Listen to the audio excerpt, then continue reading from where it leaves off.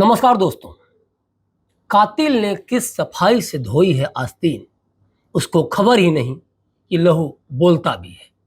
और लहू सिर्फ एक का नहीं, पूरे देश का बोल रहा है, खोल रहा है। बस आज कोलकाता है, कल कोई और शहर का नंबर होगा। लेकिन गारंटी कौन देगा कि रेप कल्चर नहीं रुकेगा? गुनहगारों को सख्त सजा होगी। जिस देश में अपराध को मिटाने से ज्यादा छुपाने पर सरकारें भीड़ जा रही हैं, वहां यह भरोसा ही तो नहीं हो पा रहा है कि न्याय होगा।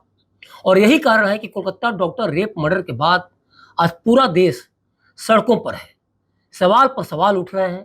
डॉक्टर्स हाथों में तख्तियां लिए पूछ रहे हैं, what was she wearing a white coat?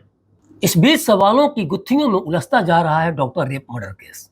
सवाल यह कि क्या आरोपी संजय रॉय वारदात की शिकार डॉक्टर का महीने भर से पीछा कर रहा था, और क्या उसने इस वारदात को अंजाम देने के लिए पूरी तैयारी पहले से ही कर ली थी और 8 अगस्त को उसके लिए सही मौका दिखा डॉक्टर पर हमला करने के लिए?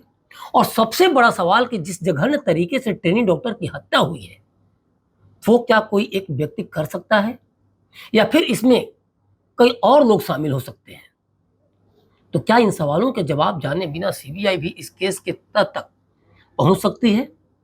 बिल्कुल नहीं, क्योंकि कहीं ना कहीं सीबीआई को भी यही लगता है कि इन सवालों की तह तक पहुंचे बगैर इस सनसनीखेज और खौफनाक मामले की तफ्तीश पूरी नहीं हो सकती।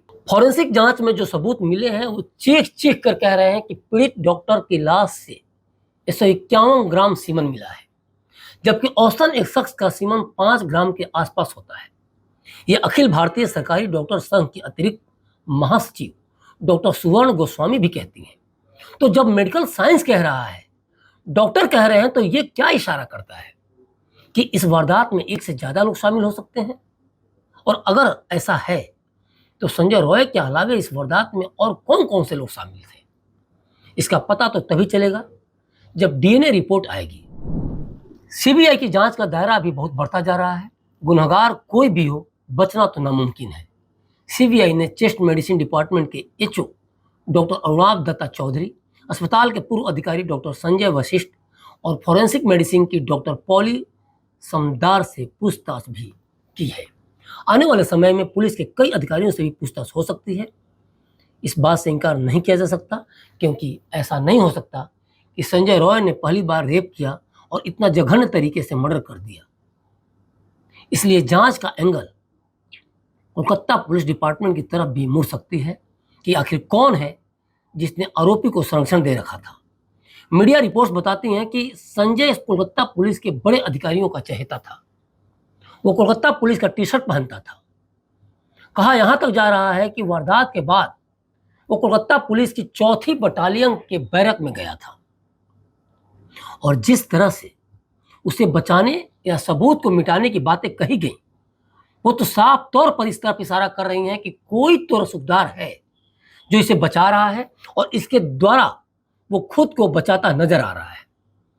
क्योंकि अगर मामला कत्ल का था तो अस्पताल की ओर से घर वालों को इसे सुसाइड का मामला क्यों बताया गया?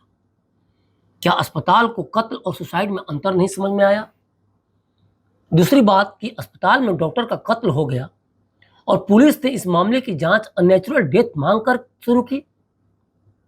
कई सवाल हैं और इन सवालों के बीच एक बड़ा सवाल ये भी कि क्या वारदात के बाद जानबूझकर इस मामले में सबूत मिटाने की कोशिश हुई?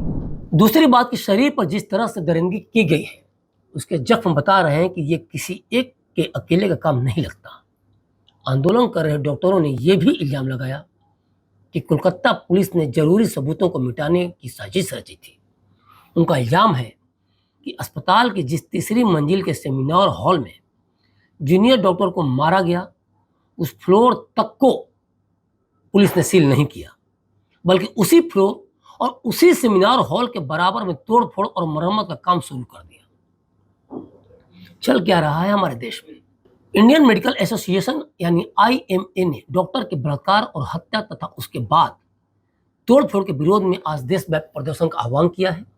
आईएमए ने 17 अगस्त यानी आज सुबह 6 बजे से रविवार 18 अगस्त को सुबह 6 बजे तक 24 घंटे के लिए आधुनिक चिकित्सा के डॉक्टरों की सेवाओं को राष्ट्रव्यापी रूप से बंद करने की घोषणा की है। The response is overwhelming from every corner of the country, doctors stand united against this injustice. The protest is there, taking care of the emergency services and the casualties. But the medical profession across the country has stood united across the sectors, private sector, even in corporate sector, government sectors. Doctors are in protest. We are having international attention on this issue because this involves the issue of safety of women. So, we have been responding to their calls and queries on what is happening. So, we are expecting a gesture from the government because this is a very basic question of safety, especially safety of women. Not only of our doctors, but of the entire working women class.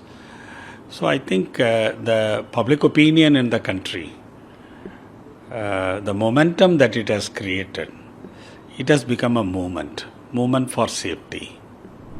देखिए, कल तक दिल्ली के अखिल भारतीय आयुर्वेद संस्थान के जो doctors मरीजों की देखभाल में दिन रात लगे हुए थे, जहां की व्यवस्था ट्रीटमेंट पर देश को नाज है, आज वहां के डॉक्टर्स को क्यों आना पड़ रहा है सड़कों पर। एक होनहार बेकसूर ट्रेनिंग डॉक्टर की रेप और जघन्य हत्या कर दी जाती है और ये डॉक्टर्स उसे लेकर इंसाफ की गुहार में तख्तियां लेकर खड़े हैं। आखिर आजाद भारत में किस तरह की गुलाम मानसिकता लेकर हम सड़कों पर घूम रहे हैं कि न्याय के लिए डॉक्टर्स को सड़कों पर आना पड़ रहा है तख्तियां लेकर, खड़ा होना पड़ रहा है तख्तियां लेकर। जरा ध्यान से देखिए, डॉक्टर्स के हाथों में जो तख्तियां हैं वो देश की किस बदहाल स्थिति की तरफ इशारा कर रही हैं। पढ़िए इन स्लोगन्स को, जो बताने के लिए काफी है कि ये स्लोगन्स नहीं, दिल का गुब्बार है जो कभी भी फट सकता है। When the white coat turns red, the society turns black. Safety is everyone's responsibility. Justice for Durga. Stop rape culture. Safety not just a slogan, it's a way of life. What was she wearing? A white coat. They should be hanged to death or burnt alive. कितनी तख्तियों पर कितने message हम पढ़ेंगे। ये message नहीं, देश के अंदर वो गुस्सा है जो ये बता रहा है कि कभी भी ये जलजला बन सकता है। अगर किसी की बेटी, किसी की बहन वर्क प्लेस पर भी सेफ नहीं है तो फिर उस समाज में विस्फोट होने से कोई नहीं रोक सकता।